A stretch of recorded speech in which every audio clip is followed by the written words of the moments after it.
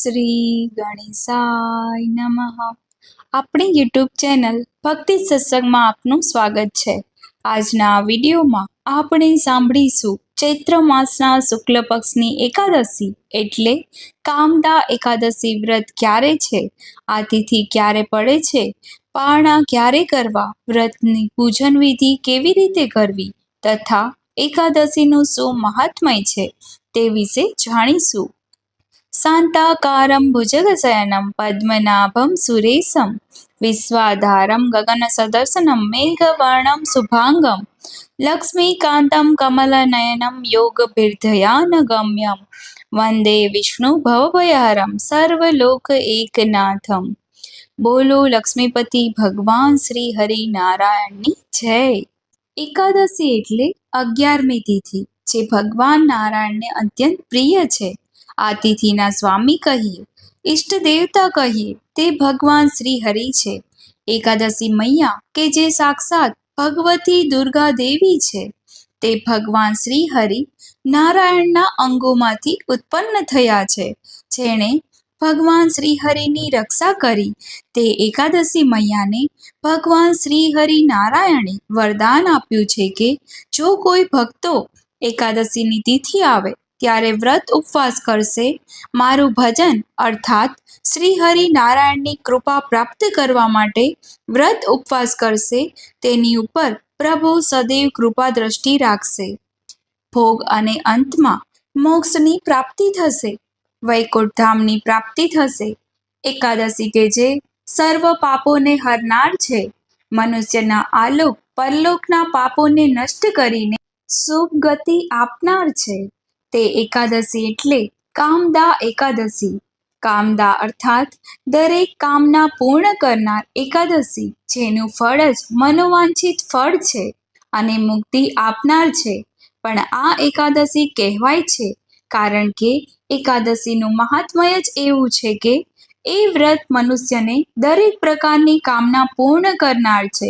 સૌપ્રથમ આપણે એકાદશીની તિથિ ક્યારે આરંભ થાય છે તે જોઈ લઈએ અને પારણા ક્યારે કરવા.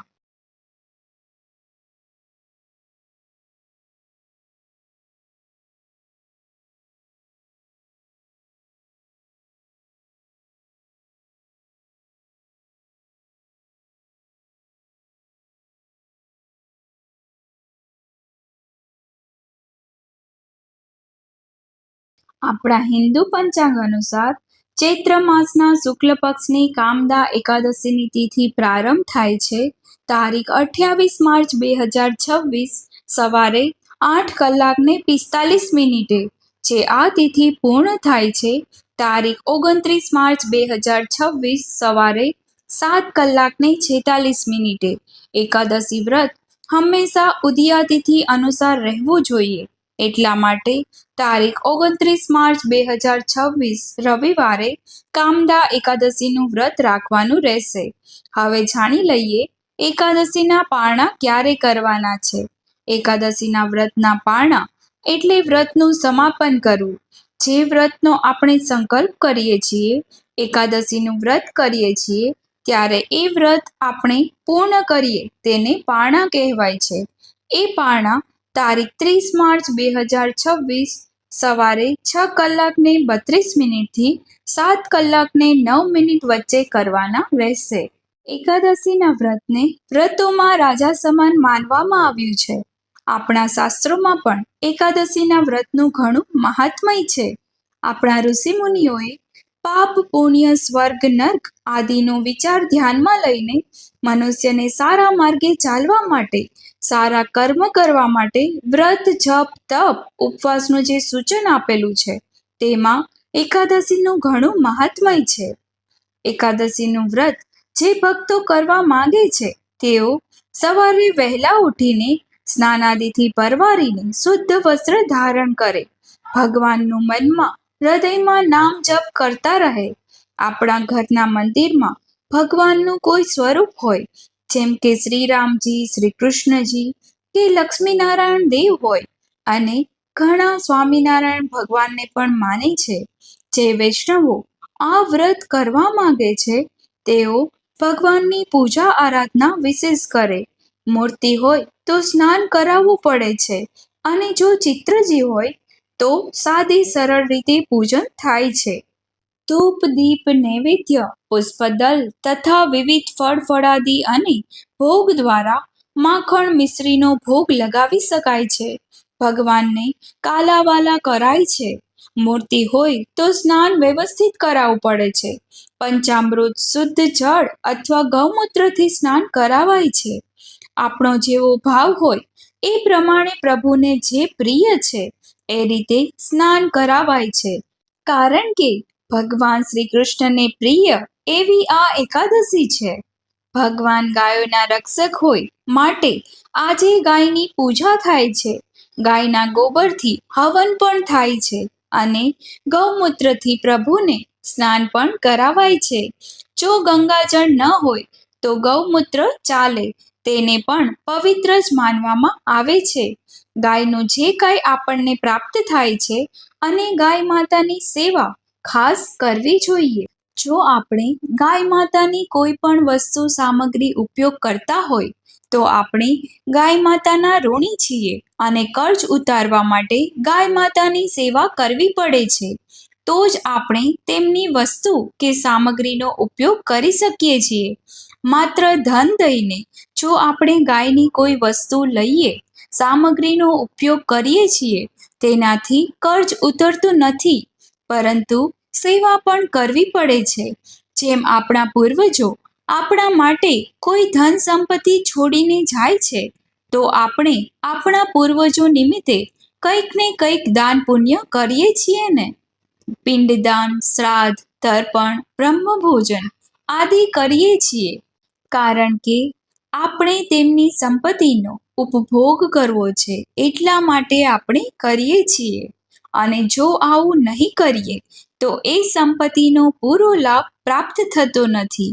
એ જ રીતે જો આપણે કોઈ પશુ પક્ષીની વસ્તુનો સામગ્રીનો ઉપયોગ કરીએ છીએ તો પછી આપણે તેમની સેવા પણ કરવી પડશે. માત્ર ધન દઈને છૂટી જવાશે નહીં. અથવા જો આપણાથી સેવા ન થતી હોય તો આપણે એ વસ્તુનો ઉપયોગ જ ન કરીએ. એકાદશીનું વ્રત કરનારે સવારે સૂર્યોદયને અર્ઘ્ય અવશ્ય આપવું જોઈએ. ધાર્મિક ગ્રંથો અનુસાર સૂર્યદેવના પિતાનું નામ મહર્ષિ કશ્યપ છે. એટલા માટે સૂર્યદેવનું એક નામ કશ્યપ નંદન પણ છે અને માતા અદિતિ છે, માટે સૂર્યદેવ આદિત્ય પણ કહેવાય છે. સૂર્યદેવનો કોઈ મંત્ર ન આવડતો હોય તો ઓમ આદિત્યાય નમઃ અથવા તો ઓમ કશ્યપ નંદાય નમઃ આ મંત્રનો જપ કરી શકાય છે. સાક્ષાત ભગવાન નારાયણનું સ્વરૂપ તે સૂર્યનારાયણ દેવ છે. સૂર્યનારાયણ દેવનું કર્જ પણ ઉતારવું જોઈએ. આમ જોઈએ તો આપણે આ ધરતી ઉપર પગ મૂકીને ચાલીએ છીએ. જ્યારે આપણી ઉપર કોઈ પગ મૂકે અથવા પગ અડી જાય તો આપણને ગમતું નથી. એ જ રીતે આપણે આ પ્રકૃતિ માતાને જોવા જોઈએ. હૃદયમાં દયાર્દ રહેવું જોઈએ. કોઈ પણ જીવ માટે કે પશુ માટે કે આ પૃથ્વી લોક માટે નિર્દયતા ન રાખવી જોઈએ. આપણે જે કાંઈ ઉપયોગ કરીએ છીએ તે એમ જ જાણીએ છીએ કે આ બધું અમારું જ છે, આપણું કાંઈ નથી, કારણ કે આ બધું છોડીને એક દિવસ જવાનું છે. એ યાદ રાખવું જોઈએ. માટે અભિમાન ન કરવું જોઈએ. આથી માં પ્રકૃતિનું ધ્યાન રાખવું જોઈએ. પુષ્પ, લતા, છોડની સેવા કરવી જોઈએ. તુલસી માતાની સેવા કરવી જોઈએ. પીપળાના વૃક્ષની સેવા કરવી જોઈએ. વડલાના વૃક્ષની સેવા કરવી, પિતૃ તર્પણ કરવું અને પિતૃનું સ્મરણ પણ કરાય છે. આજે એકાદશી હોય માટે આજે શ્રીમદ ભગવદ્ ગીતાનો પાઠ કરવો, સાંભળવો ઉત્તમ ફળ આપનાર છે. પિતૃઓને તો મુક્તિ મળે છે. જે વ્રત કરે છે તેમનું પણ મન શુદ્ધ થાય છે. જો ભાવ સારો હોય, સાચો હોય, પ્રભુ પ્રત્યે અનુરાગ હોય તો જીવનમાં સુખ, શાંતિ, આરોગ્ય, સૌભાગ્યની પ્રાપ્તિ થશે. પ્રભુનું સાનિધ્ય પ્રાપ્ત થશે. આમ જોઈએ તો વ્રત ઉપવાસમાં આપણે એક ટાઈમ ભોજન કરીએ છીએ અથવા ઉપવાસ કરીએ છીએ, જેમાં ફળ આહાર લઈએ છીએ તેમજ ચા દૂધ કોફી લઈએ છીએ, પરંતુ ઉપવાસનો એક અર્થ થાય છે ઉપ અર્થાત નજીક અને વાસ એટલે વસવું. જેની નજીક આપણે વસવાનું છે તે છે પરમપિતા પરમાત્મા શ્રી હરિ નારાયણ, જે જગતના પાલન પોષણ કરતા દેવતા છે. તેમનું સાનિધ્ય પ્રાપ્ત કરવાનું છે, એટલા માટે આપણે એકાદશીનું વ્રત કરીએ છીએ, નહીં કે ભૂખ્યા રહેવાનું. પરંતુ આપણે તેનો સિદ્ધાંત જ બદલી નાખ્યો છે. જ્યારે પણ આપણે ઈશ્વરની ભક્તિ કરીએ છીએ એટલે વ્રત ઉપવાસને મહત્વ જ આપી દઈએ છીએ અને પછી કેટલું બધું ફરાળ કરીએ છીએ, જે જમ્યા બરાબર જ થાય છે. એ કરતાં ઉપવાસ ન કરવો એ જ સારું, કારણ કે વાક પણ વ્રતનો નથી. અત્યારે સમય જ એવો છે કે શરીર સાથ આપતું નથી, કેટલા બધા રોગોથી ઘેરાયેલું રહે છે. જ્યારે પહેલાના જમાનામાં શરીર નિરોગી રહેતા હતા. જે આપણાથી થાય તે કરવું, વધારે બીમાર પડીએ તેવું ન કરવું જોઈએ. વ્રત કરનારે પંચયજ્ઞ અવશ્ય કરવા. જો વ્રત ન થાય તો આ રીતે દાન કરવાથી પણ વ્રતનો પૂર્ણ લાભ પ્રાપ્ત થાય છે. જેમ કે ગાયને ચારો અથવા લીલું ઘાસ આપવું જોઈએ, જેથી જીવનમાં પ્રસન્નતા બની રહે. કૂતરાને ભોજન સેવા કરવાથી જીવનમાં દુર્ઘટનામાંથી પણ બચી શકાય છે. માછલીઓને દાણા ચણની વ્યવસ્થા કરી દેવી, વિપત્તિમાંથી રક્ષા પ્રાપ્ત થાય છે. ધાર્મિક સ્થાનોમાં પાણીની વ્યવસ્થા કરી શકીએ તો પણ ઉત્તમ છે. પરેશાનીમાંથી મુક્તિ મળે છે. આ બધી વસ્તુ આપણે અનેક ગણો લાભ અપાવે છે. આ ઉપરાંત કીડિયારું પૂરવું, જેનાથી પાપ નષ્ટ થાય છે. ઘરે જો આપણે પૂજા સેવા ન થઈ શકે તો મંદિરે જઈને પણ દર્શન કરવા જોઈએ. આ એકાદશીનું વ્રત એવું છે કે જે બહેનો માસિક ધર્મમાં છે અથવા ઘરમાં કોઈનું મૃત્યુ થયું છે, સૂતક છે, જન્મ છે, તો પણ વ્રત અવશ્ય કરવું જોઈએ.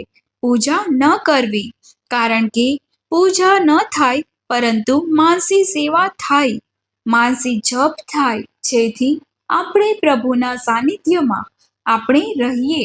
એ પછી સમય ગમે તે હોય, કારણ કે દરેક વસ્તુ દરેકના જીવનમાં થવાની જ છે.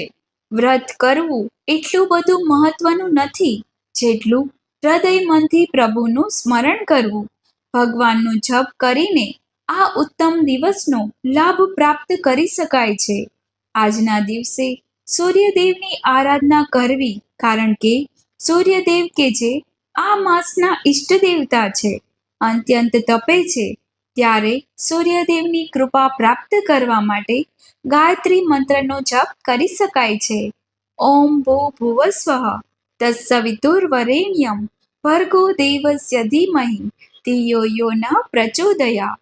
અર્થાત એ પ્રાણ સ્વરૂપ, દુઃખનાશક, સુખ સ્વરૂપ, શ્રેષ્ઠ તેજસ્વી, પાપનાશક દેવ સ્વરૂપનું પરમાત્માનું હું અંતઃકરણથી ધ્યાન કરું છું.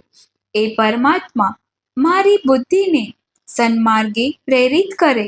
શ્રી કૃષ્ણ ગોવિંદ હરે મુરારી, હે નાથ નારાયણ વાસુદેવા, વટ્ટસ્ય પત્રસ્ય પુટે શયાનમ બાલમુકુંદ મનસા સ્મરામી. બોલો પરમ પિતા લક્ષ્મીપતિ નારાયણની જય. આપ સર્વને કામદા એકાદશીની હાર્દિક શુભકામના. જય માતાજી, જય શ્રી કૃષ્ણ.